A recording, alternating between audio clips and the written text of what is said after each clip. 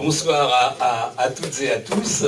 Et puis vraiment nos excuses pour ce retard, mais bon, ça montre bien dans quel état est aujourd'hui le service public. Ce soir, c'était la locomotive, mais j'ai cru comprendre que c'était un motif que certains d'entre vous connaissent fort bien. Alors voilà, avec Louise, on va essayer de donner écho, je ne dis pas obligatoirement répondre à tout, aux questions qu'a mis en avant Marc. Et on va le faire de la manière suivante. Moi, je vais jouer le rôle du pain dans le sandwich, c'est-à-dire que je vais commencer, puis je vais terminer. Et donc, Louise, au milieu, va être la saveur. Voilà. On est parti pour faire ce livre d'une idée clé. C'est quand même que nous vivons un sacré paradoxe. Avec les politiques d'austérité qu'on nous impose depuis des années, tout va de mal en pis, et pourtant on nous assène à longueur de journée qu'on ne peut pas faire autrement. Voire même qu'il faudrait aller plus loin dans les régressions de toutes sortes. Alors, en même temps, quand on regarde la réalité des choses, depuis 18 mois que François Hollande a placé son action sous le double signe du désendettement, c'était les premiers mots de sa campagne, souvenez-vous, et de l'inversion de la courbe du chômage, on est en échec sur les deux tableaux. Le chômage, vous avez vu l'actualité récente, en octobre 2013, on a dit il y a une légère baisse du chômage, c'est formidable pour la catégorie A. Bon, mais tous les analystes ont dit c'est d'abord dû au contrat aidé pour les jeunes, à l'accélération des radiations, à des mises en formation, même si elles sont inadaptées pour faire baisser les chiffres. Certains ont même parlé de l'effet vendange au mois de septembre-octobre. En revanche, si on va au-delà de la catégorie A et qu'on voit toutes les catégories de chômeurs, il y a 60 000 demandeurs d'emploi en plus entre octobre 2013 et septembre 2013. Par ailleurs, les plans de suppression d'emplois, ça tombe comme à gravelotte. L'adresse, qui est la direction des statistiques du ministère du Travail, pour aller vite, a calculé, a indiqué qu'il y avait eu 736 plans de suppression d'emplois entre le 1er janvier 2013 et le 30 septembre. Alors, bon, et c'est en augmentation de 16% par rapport à l'année 2012. Je pourrais être long dans la citation de tous les cas, de la Redoute à Michelin, en passant par Alcatel, Veolia, Maury Ducrot, etc. Et certains concernent le département du Loiret. Je veux juste pointer le dernier en date, EADS, l'avionneur français et européen, qui va supprimer 5800 emplois dans l'ensemble du groupe, dont environ 1500, semble-t-il, en France. Et on a, avec ça, une industrie qui part en vrille. Notre production industrielle, en 2013, est toujours inférieure de 14% à ce qu'elle était en juillet 2008, c'est-à-dire juste avant le déclenchement de la crise financière. Donc la France s'appauvrit. Et donc c'est bien la politique d'austérité en France qui s'inscrit dans une démarche plus générale de l'Union européenne. Toute l'Europe fait de l'austérité, donc en termes économiques de la déflation en même temps, et on va à la catastrophe. Alors est-ce qu'au moins ça permet le désendettement, puisque c'était quand même à partir de là qu'on disait il faut faire de l'austérité. Eh bien même pas, parce qu'en 2011, la dette publique française représentait 86% du PIB, le PIB c'est le produit intérieur brut.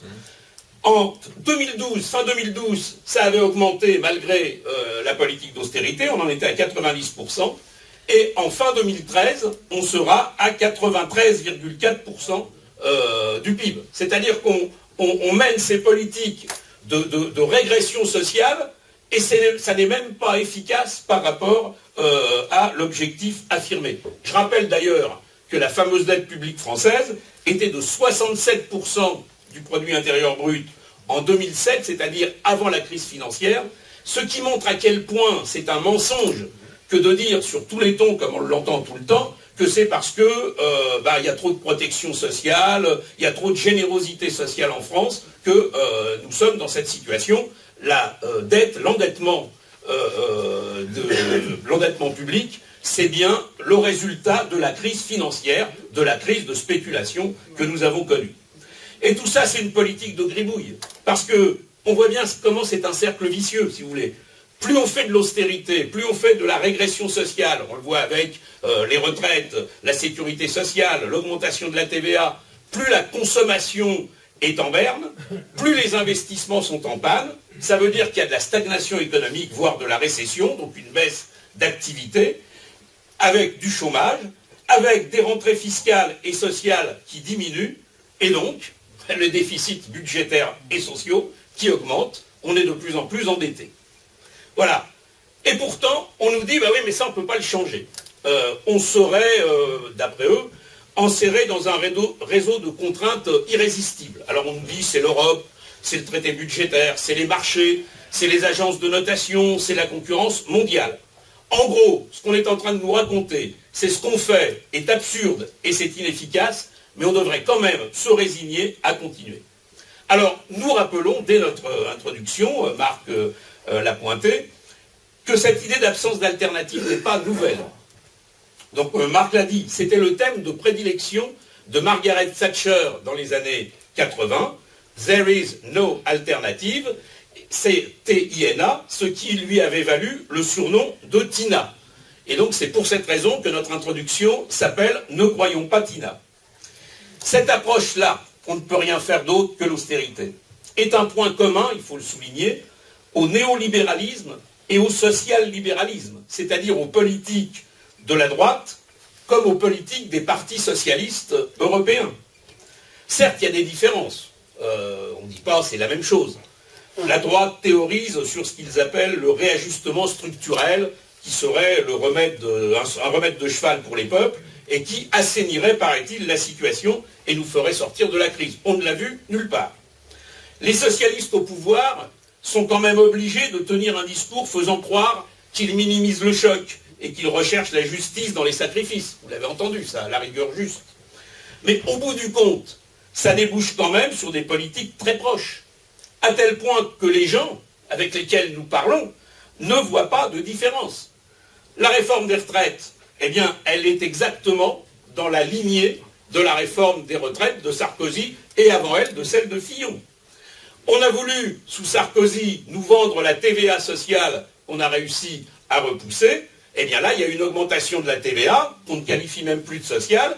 Elle vise à financer le cadeau de 20 milliards d'euros qu'on a fait aux entreprises sans contrepartie, le fameux crédit d'impôt compétitivité. Et puis, la loi qui a transposé l'accord interprofessionnel de janvier 2012, que la CGT n'avait pas signé, eh bien, c'est plus de flexibilité pour le patronat et plus de contraintes et une régression de la situation pour les salariés. Alors, dans cette situation, il est clair que la construction libérale de l'Europe joue un rôle déterminant. L'Europe organise la concurrence vers le bas des salaires et des systèmes sociaux. Elle organise le démantèlement des services publics. Donc avec l'idée de c'est un espace où la concurrence est libre et non faussée. Vous vous souvenez de ce thème. L'Europe pousse à l'austérité généralisée pour le plus grand profit des multinationales et des marchés financiers. Vous voyez en ce moment le débat qu'il y a sur la réforme de la directive détachement. Certains se glorifient de ce qui s'est passé, mais enfin n'empêche que la logique selon laquelle il faut toujours utiliser des salariés moins payés et moins couverts socialement, elle reste à l'œuvre. C'est d'ailleurs le péché originel de François Hollande que d'avoir capitulé en rase campagne devant les pressions de l'Allemagne et de la Commission européenne au lendemain même de son élection, au moment, souvenez-vous-en, où il prétendait aller renégocier le traité pour obtenir un pacte de croissance. Il n'a même pas mené la bataille. Qui se souvient aujourd'hui du texte qui a été signé par tout le monde parce qu'il s'en fichait, qui disait oui, on va faire de la croissance en même temps qu'on applique le traité budgétaire. Ce qui s'applique bel et bien, c'est le traité budgétaire avec toutes ses contraintes. Mais ce faisant, François Hollande a glissé le coup dans le nœud coulant des politiques d'austérité, de compétitivité et de prétendu désendettement qui conduisent sa politique à la catastrophe pour le pays. Plus profondément encore, nous vivons la crise systémique du capitalisme mondialisé et financiarisé que les forces du capital et les gouvernements à leur service ont progressivement installé depuis 30 ans. Cette crise systémique est évidemment économique, mais elle n'est pas seulement économique. C'est plus globalement une crise de civilisation, dans ce sens qu'elle touche tous les aspects de l'activité humaine. Sa caractéristique majeure est que la logique de l'argent roi, du profit maximisé, de la mise en compétition généralisée, gangrène tout. C'est donc aussi une crise sociale massive, j'en ai parlé, avec le chômage en Europe, etc., mais aussi l'exploitation féroce dans les pays émergents. Il faut quand même se souvenir, ça n'est malheureusement pas si vieux, de la catastrophe de Dhaka au Bangladesh, où plus de 1000 personnes, beaucoup de femmes d'ailleurs, qui étaient des ouvrières de la confection, sont mortes parce que le bâtiment s'est écroulé, ce qui montrait à quel point les conditions de travail relèvent d'un autre âge. C'est aussi une crise écologique. On voit bien que depuis des années, les accords internationaux pour lutter contre le changement climatique sont systématiquement mis en échec par les multinationales. C'est une crise de la politique. Est-ce que j'ai besoin de développer beaucoup ce point? Nous le vivons chaque jour. C'est une crise morale, dans la mesure où c'est une crise de sens, une crise des rapports entre les humains, et une crise culturelle, car au lieu de mettre en avant la coopération entre des humains différents qui se respectent, on veut nous faire penser le monde en termes d'affrontement, en termes de guerre économique permanente ou en termes de guerre des civilisations. Mais ce sur quoi nous voulons particulièrement insister dans ce livre, c'est que ce monde néolibéral n'est pas le fruit d'une évolution naturelle, d'un processus inéluctable. Il est la résultante de multiples décisions politiques obéissant à une logique claire, assurer la domination de plus en plus généralisée des marchés financiers internationaux et de leurs opérateurs. Et pour ça, abattre tous les obstacles étatiques, politiques, sociaux et culturels qui peuvent s'opposer à cette domination. Je prends 3 exemples, on a cité dans le livre, on en a cité bien d'autres, mais la construction européenne pouvait évoluer autrement que vers un grand marché dérégulé. Ça, c'était la thèse américaine et la thèse britannique, le grand marché dérégulé. Et la date clé qui nous a fait basculer là-dedans, c'est 1986, l'adoption de ce qu'on a appelé l'acte unique européen, qui a organisé l'objectif du marché unique, qui est toujours une référence centrale de tous les textes officiels de l'Europe. De la même manière, l'euro et la Banque centrale européenne auraient pu être conçus autrement. Mais la France, sous Mitterrand, a accepté le principe d'une Europe répondant au modèle allemand et aux intérêts de l'Allemagne. La date clé, en l'occurrence, c'est le traité de Maastricht, en 1992. Au plan international, la thèse du libre-échange généralisé dans les rapports commerciaux est bien un choix politique.